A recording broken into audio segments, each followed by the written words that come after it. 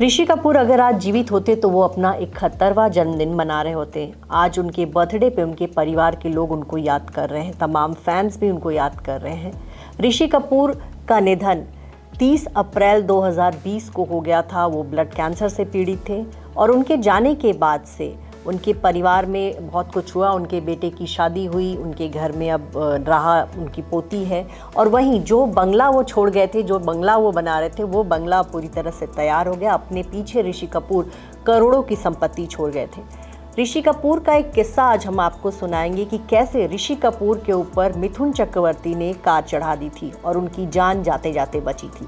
ये किस्सा है 1978 में आई फिल्म फूल खिले हैं गुलशन गुलशन के सेट का। इस फिल्म के डायरेक्टर सिकंदर खन्ना ने थे और प्रोड्यूसर सुरिंदर कपूर, जो कि ऋषि कपूर के रिश्तेदार भी लगते थे। इस फिल्म में ऋषि कपूर के अलावा मौसमी चटर्जी, अशोक कुमार, अमजद खान के अलावा मिथुन चक्रवर्ती भी थे।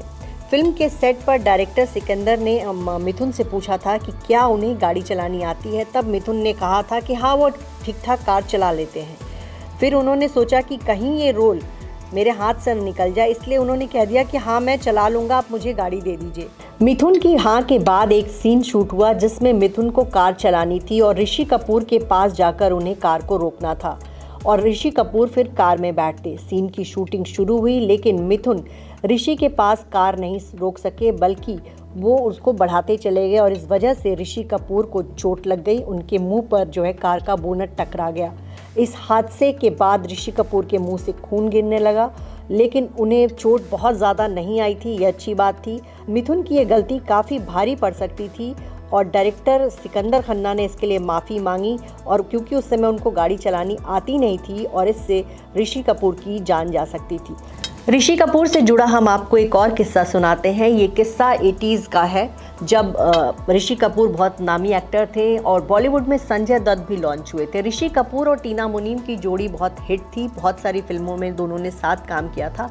उसी दौरान रॉकी फिल्म की शूटिंग के दौरान संजय दत्त और टीना मुनीम का अफेयर शुरू हो गया था, लेकिन दूसरी तरफ वो ऋषि कपूर के साथ कई फिल्में कर रही थी। इस दौरान संजय दत्त को ये गलतफहमी हो गई थी कि ऋषि कपूर उनकी गर्लफ्रेंड के साथ ज़्यादा ही क्लोज हो रहे हैं और वो कोशिश कर रहे हैं कि उनका और संजय दत्त का ब्रेकअप हो जाए। और इस वजह से एक दिन संजय दत्त अपने दोस्त गुलशन ग्रोवर को साथ लेकर ऋषि कपूर की पिटाई करने चले गए थे। सेट पर पहुंचे तो वहां पर ऋषि नहीं दिखाई दिए, तो उन्होंने नीतू कपूर से पूछा कि कहाँ है ऋषि। तब नीतू कपूर ने पूछा क्यों, क्या हुआ। तो उन्होंने बोला कि वो टीना मुनीम के साथ जो है मेरा ब्रेकअप करवाना चाह रहा है। तमाम बातें उन्होंने कही। तब उनको नीतू कपूर ने समझाया कि ऐसा कुछ भी नहीं है, ऋषि कपूर जो है वो मुझे डेट कर रहे हैं, हम दोनों साथ हैं और उनका टीना मुनीम के साथ कोई रिश्ता नहीं। उसके बाद संजय दत्त शांत हुए, फिर दोनों के बीच एक अच्छी दोस्ती हुई और 80 के दशक में दोनों एक्टर ने एक साथ कई सारी फिल्में की। दोनों फिल्मी पर्दे पर ही नहीं बल्कि रियल लाइफ में भी बहुत अच्छे दोस्त रहे। ये बात अलग है कि किसी दौर में नरगिस का अफेयर राज कपूर से हुआ करता था और वहीं बाद में उन्होंने सुनील दत्त से शादी की थी।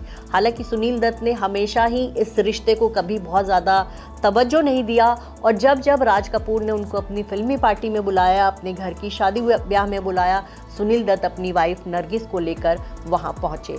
तो ऋषि कपूर के जन्मदिन पर तमाम लोग आज उनको याद कर रहे हैं, हम भी उनको याद कर रहे हैं। बहुत ही मंझे हुए एक्टर थे। ऋषि कपूर ने उस दौर में बॉलीवुड में अपनी जगह बनाई जब बॉलीवुड में एंग्री यंग मैन का राज चल रहा था, जब बॉलीवुड में धर्मेंद्र का राज चल रहा था।